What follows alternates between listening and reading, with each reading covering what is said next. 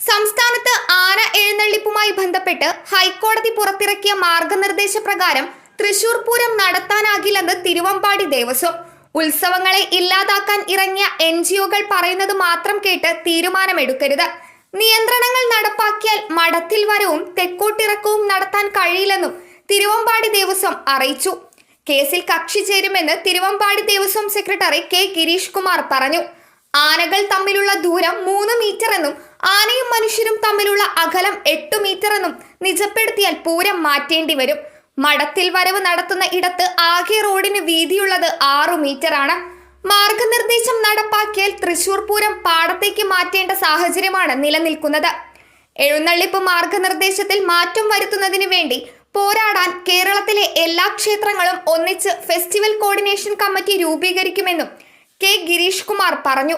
കഴിഞ്ഞ ദിവസമാണ് മതപരിപാടികളിലും ഉത്സവങ്ങൾ